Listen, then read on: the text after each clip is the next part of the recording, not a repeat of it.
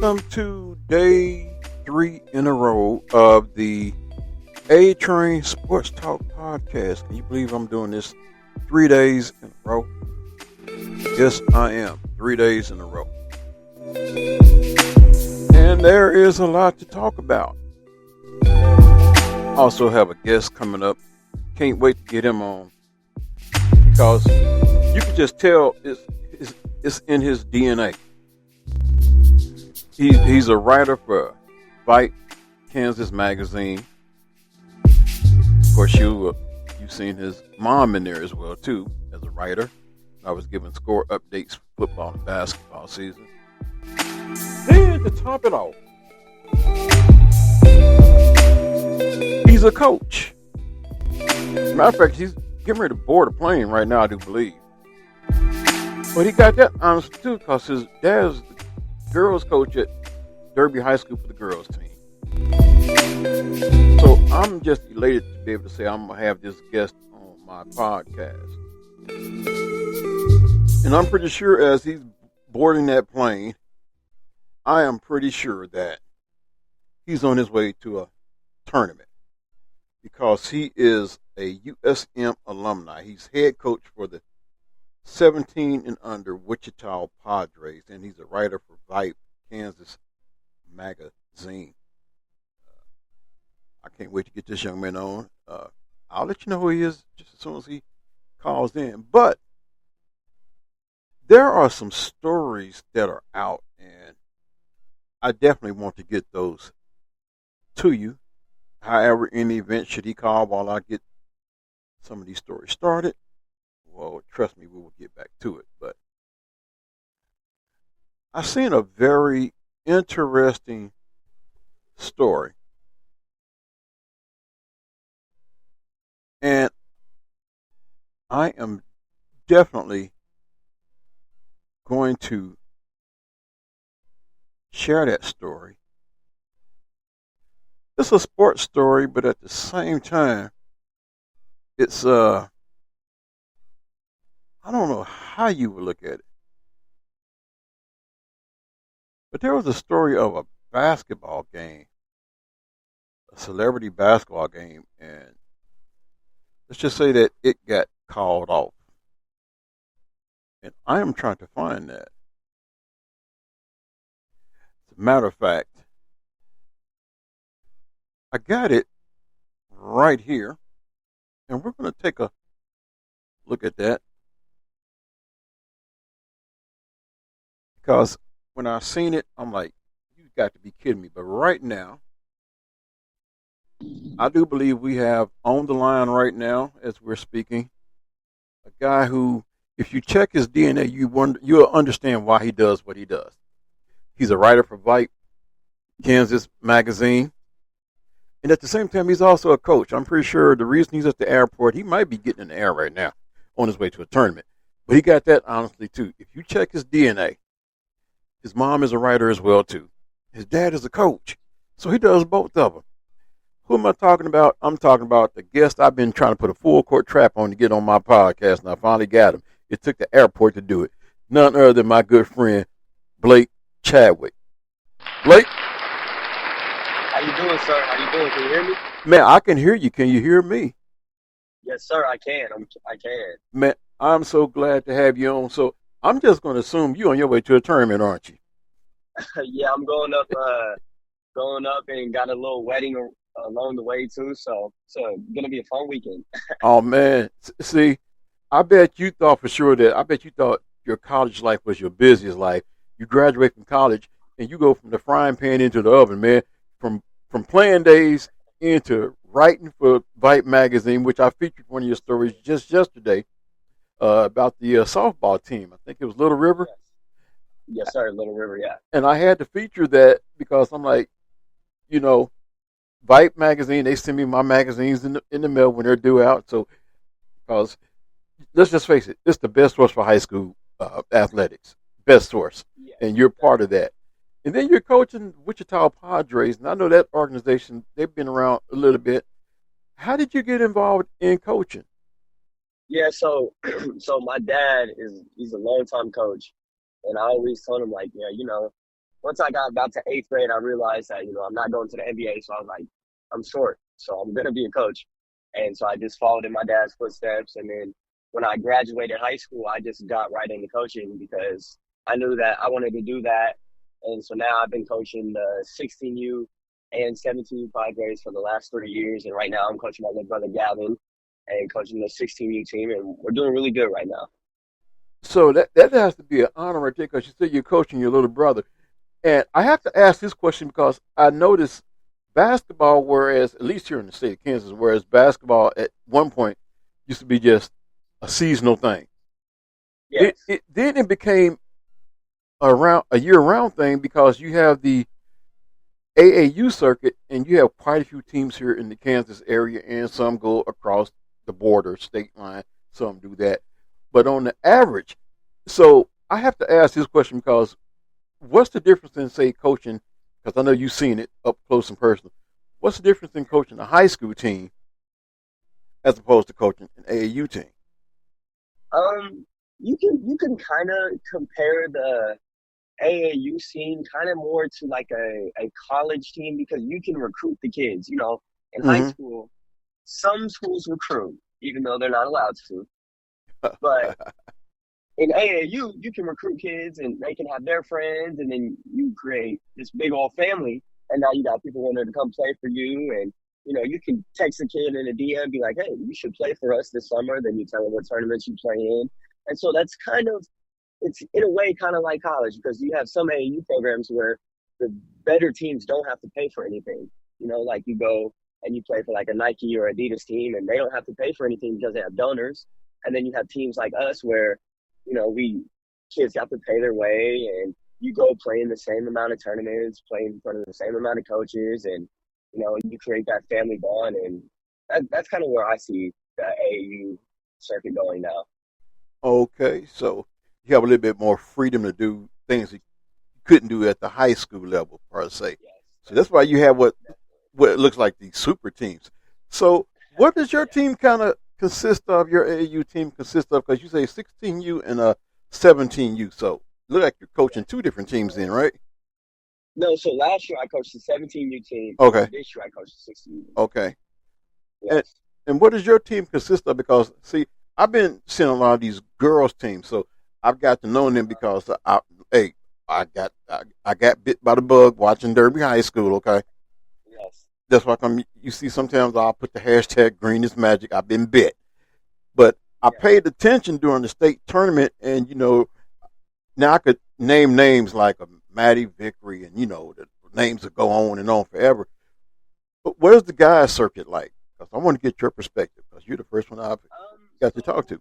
like on my team we got a couple Andover kids, we got a Derby kid, got some Mays kids. I have a Hoisington kid, so he drives 2 hours to come to the occasional practice. And then we're kind of all spread out. I know that there's a lot of kids like that. There's a few Derby kids that play for some other teams, and the circuit is it's more spread out. There's a team that consists of like a whole bunch of city league kids and a couple area kids, and they're playing in the Adidas circuit, and they're really good right now. They got like Corbin Johnson, and they used to be part of the Padres, and then now you got my team. They're really good, and then we have a 15U team for the Padres, and these are all freshmen in high school, and they are top 10 right now in the Recruit Looks rankings, which is an AAU circuit that we play in for the Padres, and they just continue to beat up on everybody, and they are really the real deal. And that right there is the thing that is really impressing me because now I'm seeing freshmen and sophomore in high school getting offers, not just from the small Kansas schools, but getting offers from Power Five schools. And I'm always intrigued by it because I see these Power Five schools coming in giving offers, but I very rarely see the in-state universities giving offers. Not saying that they're not, but this is just what I see. So, what can be done to change that trend? I do feel like I don't know. I remember being a young kid and going to a tournament in Oklahoma, and you have every single Oklahoma coach out there watching them when they're young, watching them when they grow up. And it seems like they go for the more homegrown kids. And then, I mean, now with the transfer portal, it's probably not as much. But Right. with like the Kansas schools, if you're lucky to see a kid get an offer from the KUs, the Wichita States, the K States, and maybe that's just the pedigree is different with them, and they can go get anybody they want. But it's one of those things where like Kansas basketball is evolving. You know, there's a few things that we need. Like hopefully they get this shot clock to stay. Hopefully they allow coaches to have more contact with their players. Mm-hmm. And like, because at the end of the day, Kansas is still behind in high school sports. I mean, they have the first practice is in November. When you have teams all across the country that have probably already played 5 games by November. So it's like until Kansas helps push their high school sports, the Kansas colleges are going to keep looking the other way. Okay, that adds a little bit of clarity on it. So now we got a little bit of clarification because I've always been intrigued by that. Then I'm like, there's some homegrown talent that got away. There's some homegrown talent that got away. And I'm like, what can we do to keep these? And you know, me being a big Wichita State fan, I'm gonna be the first one to blow the whistle and say, look, y'all need to be checking these kids out. Just build a relationship because I'm pretty sure, just like you in AAU ball, you build relationships. I think these universities ought to do the same thing too. So, what is it you look to get out of these young men? And let me ask this question because it's always a stickler. How important is it that they have good grades to be able to play for you? It's real important, and even in AAU basketball, we had because I have some friends with me that went to St. Mary, where I played college basketball at, and they are from Wichita, so they coached our 17U team, and they had a kid where if his grades weren't cut, they didn't let him play. Like they were in contact with the parents still, like it is in high school, and like the parent was like, "Hey, like he's failing some classes. Like, do you think he should be able to play?" And we're like, "No." Like at the end of the day, the basketball has to stop bouncing at some point. Not all of us make it to the NBA. Right. And if you have bad grades because you want to play basketball, that doesn't work for us. I don't know about all the other programs, but for the Wichita Padres and the Chadwick household and whoever is involved with us, if you have bad grades and like that doesn't work with us. We really try to make sure that kids are still getting the education because they're not all going to make it to the league. Absolutely. I like that because every time I have a young person on here, and I like to say my podcast is the number one in the state of Kansas because I give the young people a voice. But I always have to ask them this question: what's the importance of a good grade point average and the importance of a good education? So they always usually nail that question when I ask them that question. So about you and coaching, I know you're coaching the AAU circuit, and I know that keeps you busy. Being a writer for the magazine, that keeps you busy. I don't know how you juggle your time. So I don't know if I should even ask this question, but I am going to ask this question. Do you see yourself coaching high school basketball for a school in particular, or do you just see yourself being an AAU coach and working your way up into maybe the college ranks, even if it's on the small scale? Yeah, so actually this upcoming year I'm gonna be a graduate assistant and got to get all the paperwork filled out and once I can put that out there, I'm gonna be a graduate assistant at a college, and once like I said, once I get everything out, I'll post something about it and then go from there. So I'll actually get my first little dive into college coaching this year. Okay. And I don't know if you're ready to let that cat out the bag, but I'm going to ask anyway, what school would it be? Yeah, we gotta keep ironing out the little details Okay. first, and then No problem. you'll be the first one to know. Hey, I appreciate that. I truly appreciate that. So we will be seeing you on the college sideline. Like you said, we can get the Yes, sir. kinks ironed out. You will let us know. Man, I sure do appreciate that. I'm just glad I got a chance to catch up with you because I've had your mom on, had your dad on. I said, I got to make this the trifecta. This is a hat trick right here. Yes, sir. Yes, sir. And one thing I like about you, I haven't even met you, but just from chatting back and forth and having you on here, I could tell that you're a very humble young man. And I'm gonna let you go after this, but tell me about your playing days. Um, who'd you play for in high school? I'm gonna say you played for Derby, but I'm not sure about that. Yeah. So your high school Yes, playing sir. days, and tell me about your college playing days because you played NAIA ball, right? Yes, sir. So I went to Derby, and had had a fun time there, learned a lot because my sophomore year we struggled a lot, and at times we played 13 players. So like we were just figuring stuff out. Then the next year, junior year, I was like the sixth man, and we had to learn a lot as well because we were still younger, and we started off the season really high, and then ran into a campus team that beat us 9 times in a row my Wow. last 3 years of high school because they had a squad, and so they beat us 3 times and ended our playoff hopes my junior year, and did the same thing again my senior year. And then I had known that like I wanted to go play college basketball, and I had an offer from the University of St. Mary up in Leavenworth, Kansas, and went up there. Went on a visit, met my guy, Coach Brown, and from there we just had a great relationship. Spent the first year on the developmental team, and because like a lot of people don't know is NAIs have JV teams, so I spent the first year Okay. there. Yeah. Still was in all of the practices, and then by the time my sophomore year came around, wasn't playing much, and then that second semester I started playing a lot.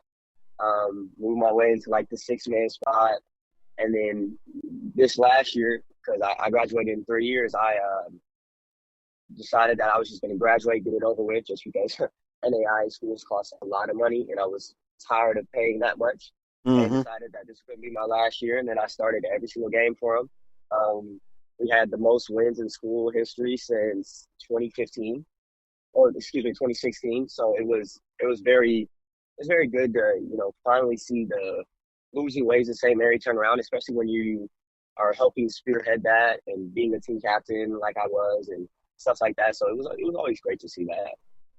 All right. So you played at St. Mary's. So I know you went up against one of those tough Kansas Western University teams, didn't you? Oh yeah, yeah. We split with them. They beat us the first time, and then we beat them the second time. All right. And you said y'all played against those campus teams in high school at Derby. Yes.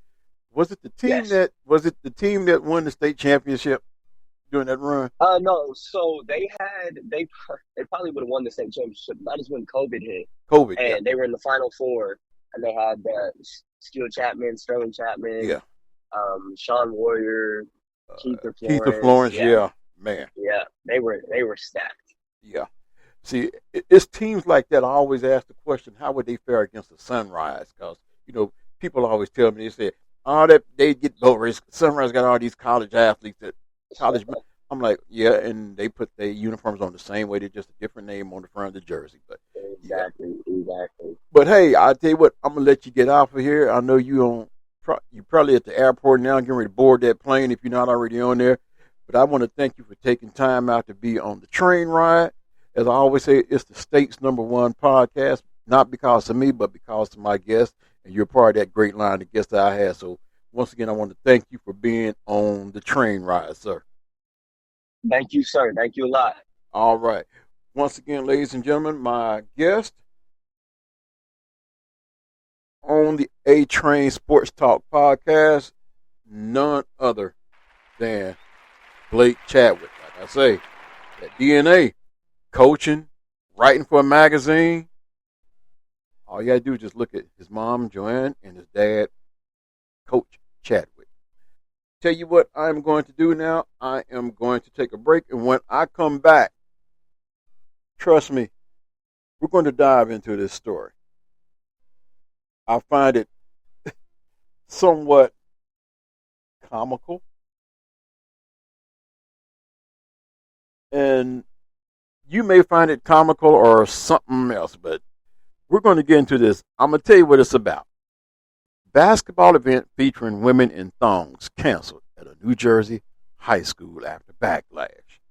So with that being said, I know you want to hear about that one, but you're going to have to wait until I come back from this break. So don't you dare go nowhere.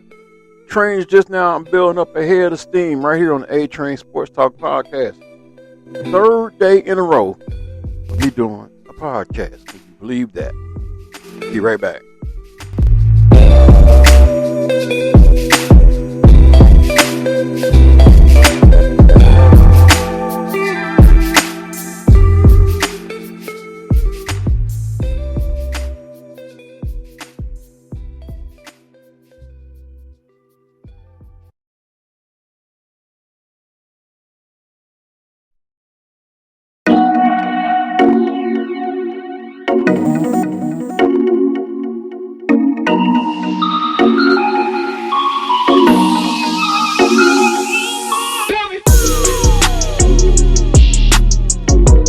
Welcome back to the A-Train Sports Talk Podcast. This is your host, your conductor of the state's number one podcast. That's right, it is the state's number one podcast.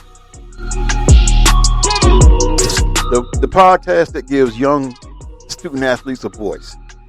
There we go. Put that out there.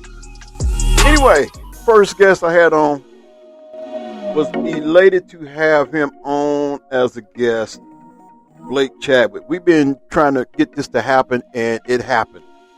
And he's still busy on his way to a wedding and a tournament, so he has a full weekend. He thought his college life was full with academics and basketball. He goes from the frying pan into the oven. Writer for a magazine, coaching 16 and under, Wichita Padrees. And you heard him say he got the paperwork in progress to be a graduate assistant. So he just stays busy.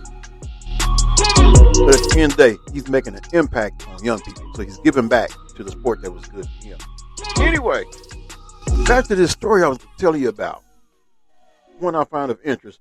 So yeah, if it seems like the train is going more on a national level today, it is, because I got national stories to give you today on the A-Train Sports Talk Podcast. But this has been a fun week because I've had guests on. And I am very appreciative of my guests because, like I say, this podcast is not nothing without my guests. So this is for you right here. That wasn't good enough. We're going to applaud you one more time.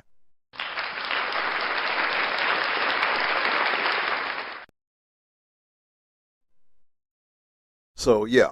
But back to this story about a basketball event being canceled. A celebrity basketball tournament featuring scantily clad women that was scheduled to be held at a Newark public high school next month has been canceled, according to a district official. The event, called Nuttin, Nuttin apostrophe, but as AZZ, was supposed to be hosted by celebrity music manager Big Fendi on July 21 at Westside High School, according to its online invite page. A promotional video for the event, also called the NBA Baddies Basketball Tournament New Jersey, posted on social media, showed women in thongs and tight shorts in a high school gym twerking and dancing to music. I mean, heck, they may as well do it. Not that I'm advocating it, but think about it. And this is not a paid advertisement. How many of you listening to this podcast have gone to a place called Twin Peaks? Yes, Twin Peaks. Do I need to say anything else about that? Anyway, in the video, organizers said $10,000 would be awarded to the best 4 teams in the competition at the Newark High School. Newark school officials said they thought the event proposed for the high school was a community basketball tournament, and they knew nothing about the promotional video featuring scantily clad women. Big Fendi, who is credited with discovering Nicki Minaj and previously managed the rapper, did not respond to a request to comment on the canceled tournament. Of course, that always seems to be the case when someone needs questions. You can't find a person, they're always unavailable.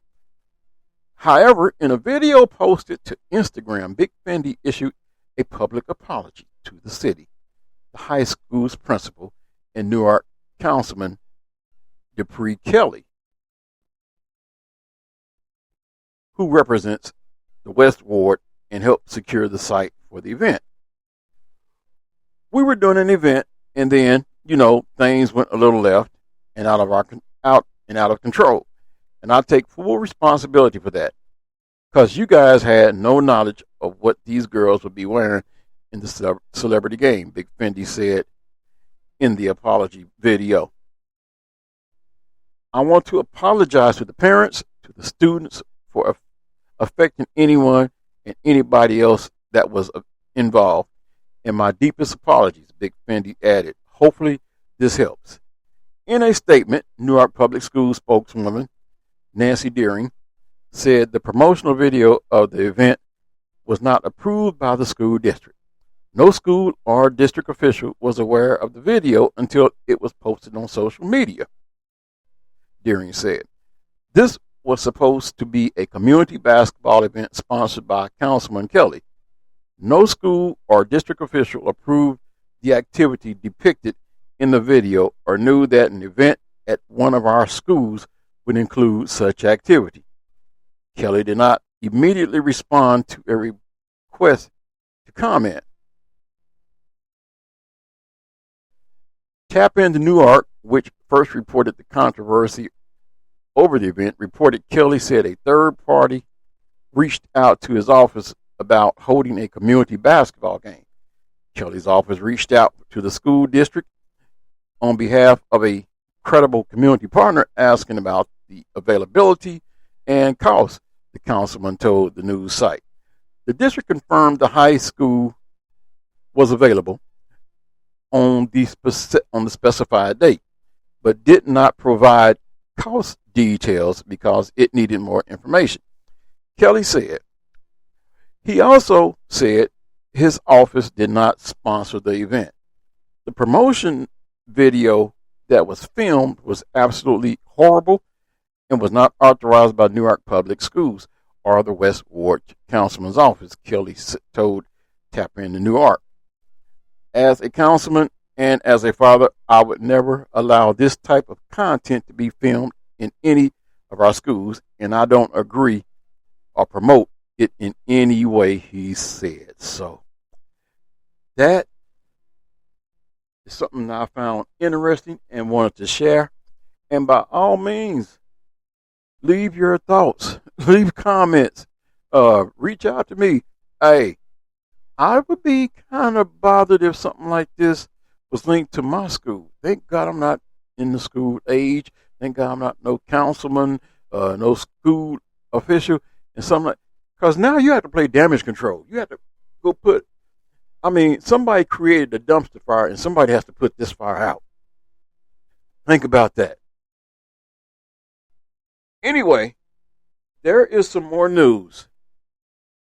Imagine about 3 years ago or so, you're a basketball program, you just hired a new coach, and your best player gets away and takes his talents to South Beach. Well, I could tell you $800,000 worth of reasons and a new car why. But then you fast forward, and guess what? There's a word people like to use that says karma has a way of coming back to you. Well, we're going to talk about that on the other side of this next break. What school am I talking about? I'm not going to even tell you that. I'm going to leave you in suspense. But I'm pretty sure you'll figure it out. On the A-Train Sports Talk podcast, the state's #1 podcast, building up a head of steam. So don't you go nowhere. I will be right back.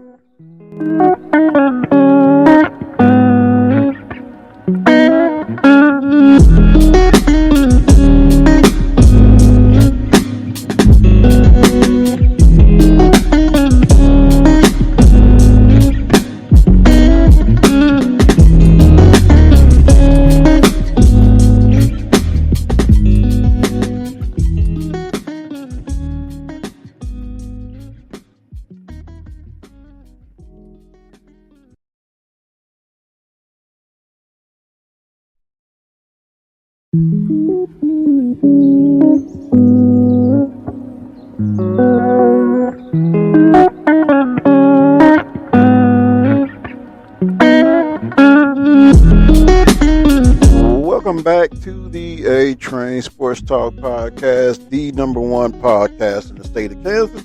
That's right, the #1 podcast in the state of Kansas. Do I need to say that again? No, I think you've heard it enough. And as I always do, special shout out Thank you, Blake Chadwick. Thank you, my brother, my friend. Thank you. Anyway, as I was going into the break, I told you about a school who was affected by, one, a new coach coming in, having to rebuild a roster. Two, your best player getting poked by, I guess you could say, a bigger school that had more financial resources. As a matter of fact, he left to the tune of $800,000 in a new car. Who would that player have been? That would have been one Nigel Pack. Well, now we can fast forward because Coleman Hawkins commits to Kansas State. This story broke 6 days ago. Arguably the best player left in the transfer portal, Illinois transfer, Coleman Hawkins, has announced his commitment to Kansas State via social media. The commitment comes just days after an official visit to Manhattan.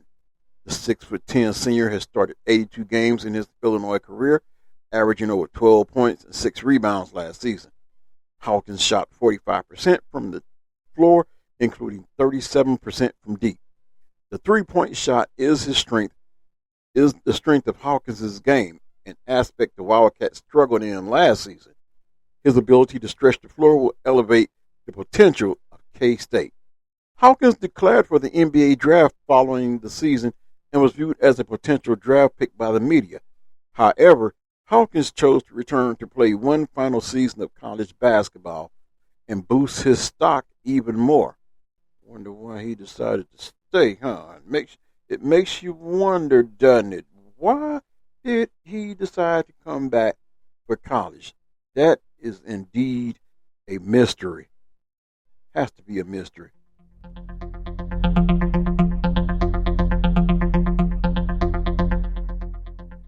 We'll find out why it's a mystery, because remember what I told you at the beginning. Kansas State fans will love the swagger Hawkins plays with. If he was anything like he was at Illinois, the Wildcats were getting a player who plays with a ton of passion and confidence in himself. Hawkins will join an experienced and crowded front court with David Nguzen, Akor, Ugana, Onwinso, and Bay Fall. Man, I hope I got these names right. The front court seems to be a big strength to this year's roster. The addition of Hawkins fills up all the scholarships for Jerome Tang's team. Tang stayed patient in the portal, which benefited the Wildcats. The late addition of Hawkins and Onwinso elevate this team to a potential preseason top 25 squad. Now, let's take a deep dive into Coleman Hawkins, because there's a reason. If a player is a potential NBA draft pick, you do not come back to college.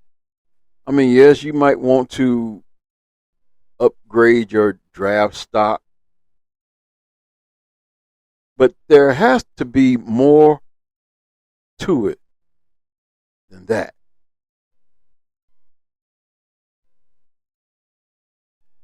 And here we are about to get into that, because Coleman Hawkins' historic NIL deal could deplete the second round of the NBA draft. So after withdrawing from the NBA draft, the fifth-year forward from Illinois will make $2 million in NIL compensation after being lured to Kansas State in the transfer portal. Coleman Hawkins has dominated headlines in June when the four-year University of Illinois forward withdrew from the upcoming 2024 NBA draft in late May. He instantaneously became the top player in the transfer portal and the belle of the ball of collegiate coaches nationwide. Roughly 2 weeks after withdrawing from the NBA draft, Hawkins declared that he is off to Manhattan, Kansas, receiving a historic NIL pay-for-play contract in the ballpark of $2 million to join the Kansas State Wildcats roster. There's the answer to the mystery question. Hawkins had an impressive campaign in his fourth year at Illinois, averaging 12.1 points, 6.1 rebounds, 2.7 assists, and impactful defensive play. The senior has been an integral part of Brad Underwood's successful tenure as the Illinois' head coach, and a crucial piece of this year's team that put Illinois into the Elite Eight for the first time in nearly 2 decades. The Illini ultimately fell to the buzzsaw that is the 2-time repeating NCAA March Madness champion UConn Huskies. Kansas State has not been shy about handing out money to basketball stars. This offseason alone, the team has picked up several highly touted players in the portal, including Ugonna Onwunsor from Kentucky and Akor from Samford. The Manhattan Project, as I like to call it, will be an important case study on the performance returns of NIL spending success for the Wildcats in the 2024-25 season. Could greatly change the NIL market price for elite athletes and the composition of future NBA drafts. It has been widely reported that Hawkins has become the highest paid collegiate basketball player with his new NIL contract. However, it's important to note that this claim may not be entirely accurate. Another transfer portal forward who similarly has a year of remaining eligibility, Great Ozabor, left Utah State earlier this summer to take advantage of a similarly priced NIL deal. This deal, reported to be worth $2 million at the University of Washington, could potentially rival Hawkins' contract. Ultimately, any nominal difference in the compensation between the two portal stars is irrelevant. What is worth noting is how much win now programs are prepared to invest in seasoned collegiate talent, even if it's just for one season. Hawkins embodies the new era of collegiate sports. As a projected second-round pick in the NBA draft, Hawkins will earn significantly more through NIL at Kansas State than he would have been able to solicit from being a second-round pick in the NBA. Outside of the first round, NBA teams do not guarantee rookie contracts. Players must earn their roster spot and payment throughout the offseason. The minimum salary for an NBA rookie is roughly $1.1 million, and for the now popular two-way contract between NBA and G League, salaries will be around $560,000 mark, half of the rookie minimum. Hawkins made a business decision. The NBA will continue to be there for him. While not guaranteed another year of competition in a premier conference like the Big 12, soon to be All-State 12, will bring him to the 2025 NBA draft, a more seasoned and developed player helping his draft stock. The implications, and let me back up that, the soon to be All-State 12, we're going to talk about that as well too. The implications of the hot transfer portal market don't end at the collegiate level. In the long run, this trend could change the composition of the NBA. College ball, not the NBA, is the more financially attractive offer for any players similarly situated to Hawkins. A bird in the hand is worth two in the bush for prospects not considered to be surefire first-round picks. Hawkins will make nearly double the rookie minimum next year off his NIL pay-for-play contract alone, and almost 4 times as much as a two-way contract. First-round picks can sign for between 80% and 120% of a scaled rookie salary defined by the NBA's CBA. For 2024 lottery pick, the rookie scale ranges between $5,713,700 for the 7th overall pick and $10,504,800 for the first overall pick. The last pick of the first round scaled salary is roughly $2,084,700. For the most elite prospects, the rookie scaled contracts are more than we have seen any NIL program be willing to offer thus far.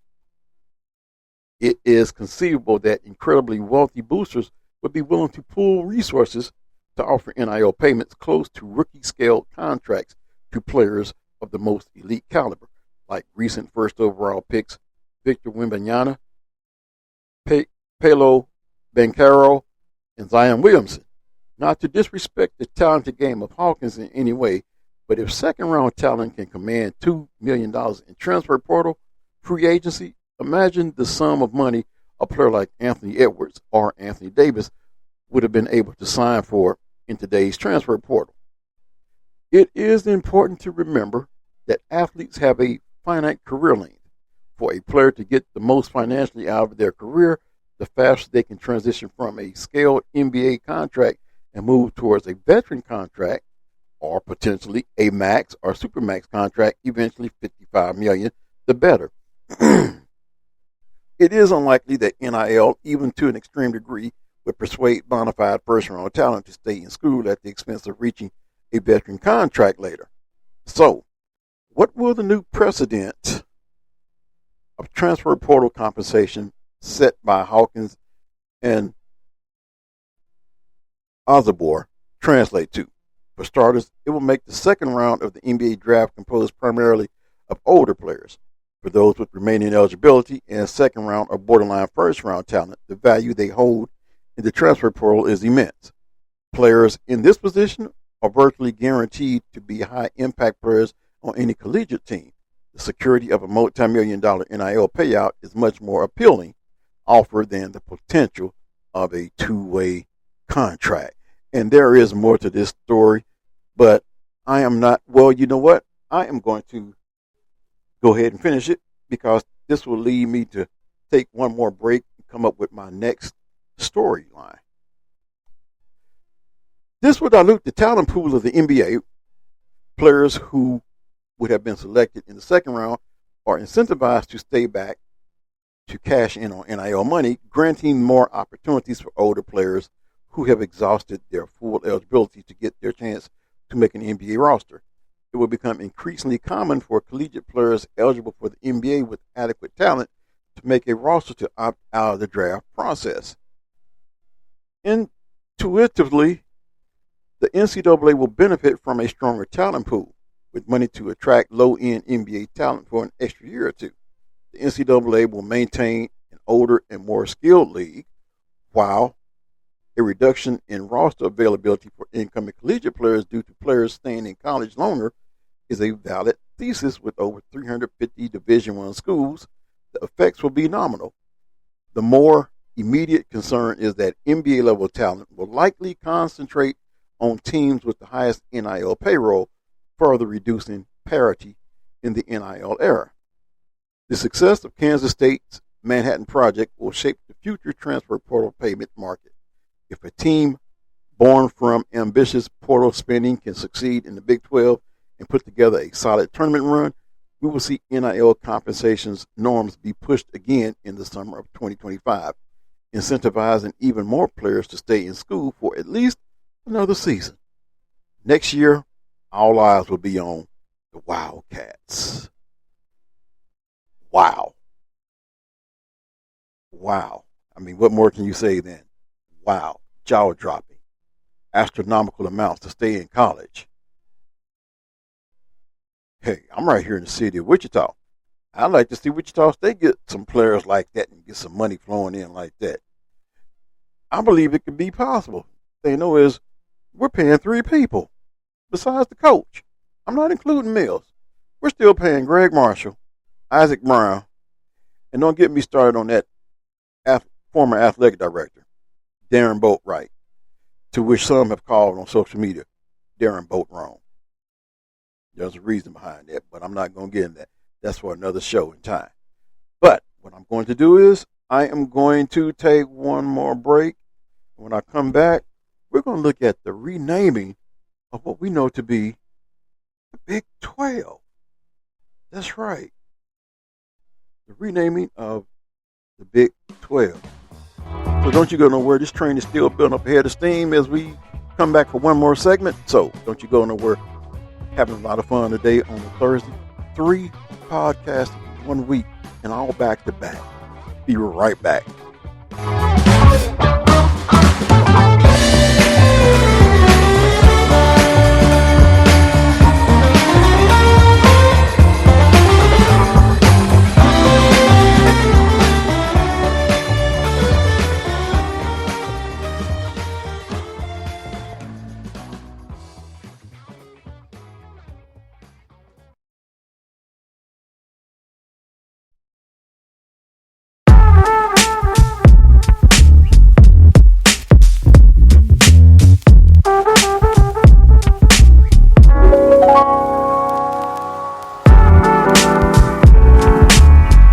Welcome back to the A-Train Sports Talk Podcast.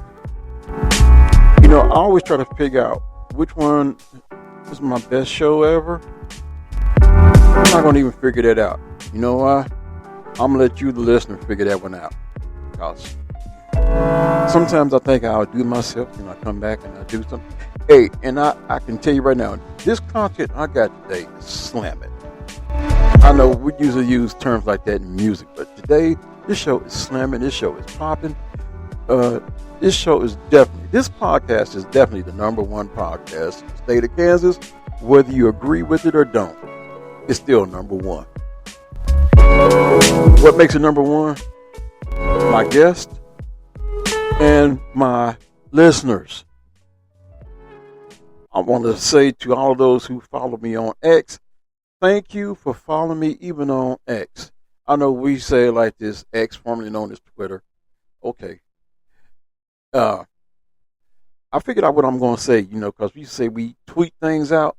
But since it's been called X, I'm going to say we Twix things out. But all those who listen to my podcast, I simply say thank you.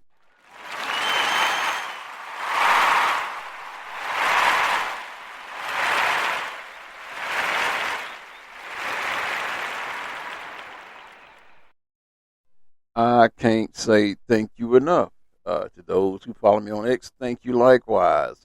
All the coaches, the players, those of you who share. Just day before yesterday, I had a young lady on. Her name is Destiny Mays, and I noticed out of all the shares, I had 2 or like 1 point something K views on that link. So yeah, I'm definitely gonna say thank you because, like I say, without y'all, there's no me. The A-Train is not all about me, but it's all about you, and I can't emphasize that enough. That's why I say I have the number one podcast in the state of Kansas. And I know there's going to be some others, they're going to claim the same thing too. And you know what? By all means, do it. We're not in competition with each other. The way I look at it, the way my podcast has been going lately, my podcast is the voice that gives the podcast that gives young people a voice to speak, to tell us about their high school journey, to tell us about their next journey going into college, to tell us about the importance of a good grade point average, to tell us about the importance of an education. And all of them usually nail it because they know at the end of the day, whether they're playing football, basketball, baseball, softball, tennis, they know at the end of the day, you're not going to play sports forever. So the education part is the most important thing that you could have. To the parents that let their children get on there and have these interviews, I say thank you. I can't say thank you enough. So, thank you. Anyway, after that little rant right there, that was a positive rant. Come on. Y'all know that was a good rant. Anyway, like I said, I just really appreciate y'all. Y'all heard me in the interview with Blake how I got bit by the derby bug. Green is magic, but I got bit by following high school sports and following individual players. So that's what going back to the high school game has reintroduced me to. And while I'm thinking about that, before I go into this last segment and this last story, don't forget June 29th, June 30th. That's right around the corner. It is the I-35 girls basketball showcase. It is a national exposure event. You will see teams like Mocan Elite. You will see teams like Team Griffin. I believe they're out of Oklahoma. I know I have a cousin playing for that team. You're going to see a whole lot of talent. Uh, I am trying to pull them up because I want to make sure some of the players, some of the teams get their just due as well too. Uh, I know there's plenty of coaches out there that I have some connection with. You'll see your teams. Had Coach Craig Nicholson on yesterday. He's going to have his team, which is Mocan Elite out there. Uh, I'm just looking through here so I can get some of these other team names as well too.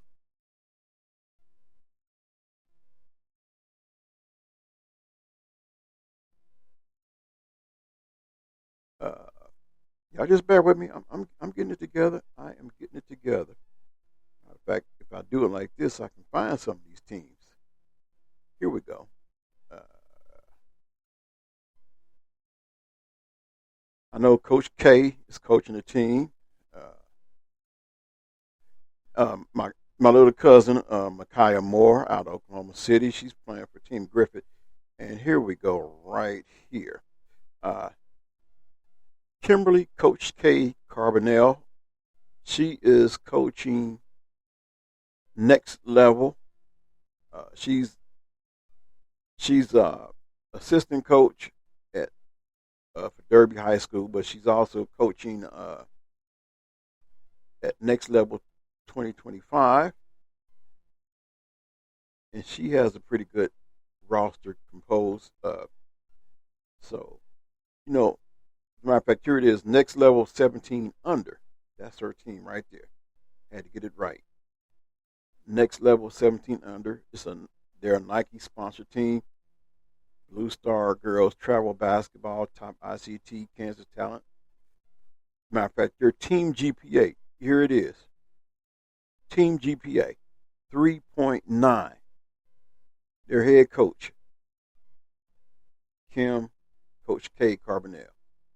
So yeah, get out here and check out this event. It is the I-35 Girls Basketball Hoop Showcase. It is a national exposure event. You will want to be there.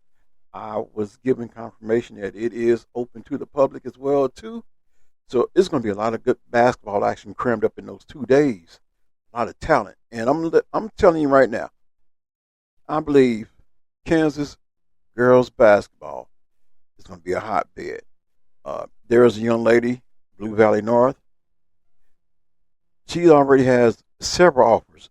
Her name is Maddie Vickery. I'm pretty sure some of y'all have heard of her. She was a phenomenal freshman last year, this past season. Offers from Oklahoma State, Arkansas. Zoe Franklin, she plays for Mocan Elite. I just seen where she had an offer from Wichita State women's basketball. So you're going to see a lot of talented players out here. Don't sleep on them. I know we're all enthralled with the Caitlin Clarks, Angel Reese, Cameron Brink. Sorry what happened to her. Season's over because of a torn ACL.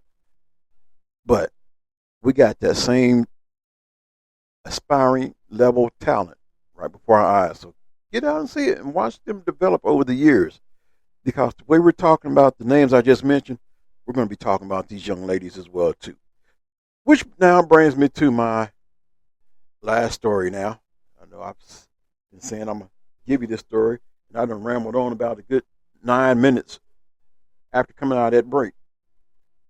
But the Big 12 could make up to $50 million annually in rename to All-State Conference. The landmark deal is worth a reported $30 to $50 million. Conference USA is exploring similar opportunities with Globe Life Insurance. Collegiate sports have become a financial arms race. Within the last month, the NCAA has waved the white flag on preserving a system of amateur athletics, previously the central tenet of its competitions, governance, and mission. While not yet finalized, a settlement agreement in the House versus NCAA antitrust lawsuit aims to implement a revenue sharing system with collegiate athletics for the first time. Student athletes will be compensated directly by their universities.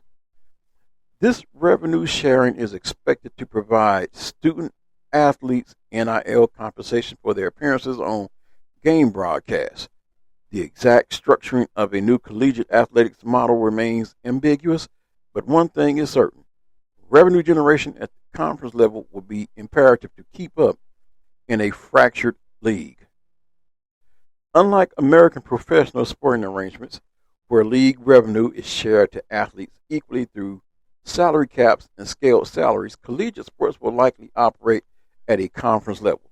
This means that for those conferences that have not secured mega media rights deals like the Big Ten or SEC, finding ways to generate additional revenue to pay players a competitive wage through a rev share model will be necessary to maintain any expectation of national success. The Big 12 Conference is slated to pay each member institution roughly $32 million annually in media rights money starting in the 2025 season. This lags well behind the Big Ten, whose new media deal will pay its schools nearly $80 to $100 million. The $32 million Big 12 payout would have been enough to finance a robust athletic department that could compete at the highest level in the previous system. However, with schools potentially on the hook for direct athlete payment via rev share, the revenue discrepancy between the Big Ten and Big 12 has removed any notation that the two conferences are equivalent organizations. I guess that part of the reasoning behind OU and Texas saying Big 12, deuces. Big 12 leadership, noting the immediacy of the current situation, has already created creative solutions to generate new revenue streams. It has been reported that Big 12 is engaged in a discussion with Allstate to sell the naming rights of his historic conference for a reported $30 to $50 million annual payouts to the conference. While this payout doesn't close the gap between the Big Ten and newly minted AllStateXII, the deal would supply a huge cash that could help the conference remain competitive with the ACC. The Big 12 recently lost two of the biggest brands in collegiate sports, Texas and Oklahoma, to the SEC, while the conference was able to poach some Pac-12 institutions during the collapse of the long-standing Power 5 conference. The loss of Texas and Oklahoma is detrimental to the conference's valuation.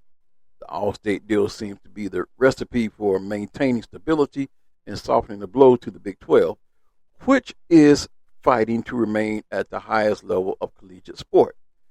With a rev share system, the Power 4 could turn into the Power 2. The Big 12 and ACC are approaching a critical phase where cash creation will determine what tier of collegiate sport they ultimately fall into. However, the need for increased revenue is not solely for current Power 4 conferences. Group of 5 schools may be even more incentivized to leverage similar opportunities to shuffle for rank within the new system.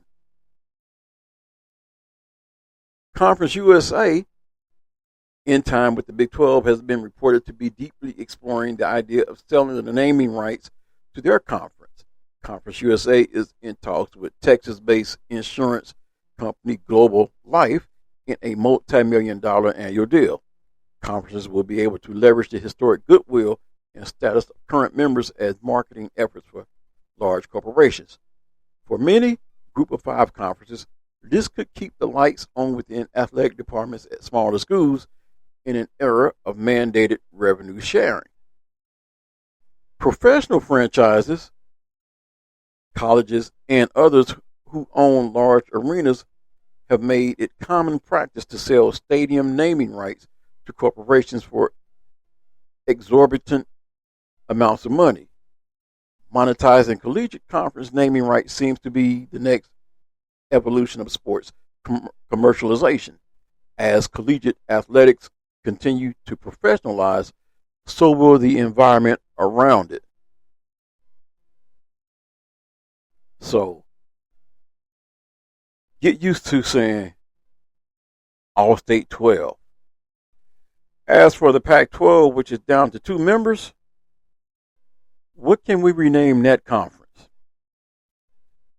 This is just a side note right here. But you call a conference like that Tupac.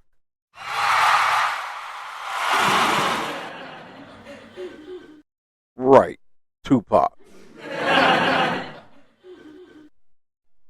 Anyway, it has been fun. I hope you have enjoyed today's podcast as much as you've enjoyed Tuesday's podcast, Wednesday's podcast, because I've had fun being here for you and bringing you some of this good content. But until the next time, take care of yourself and each other. I'm going to get on out of here. Try to enjoy the rest of my day. And like I say, go ahead and share this podcast with your friends, your neighbors, your loved ones, with your fellow sports fans.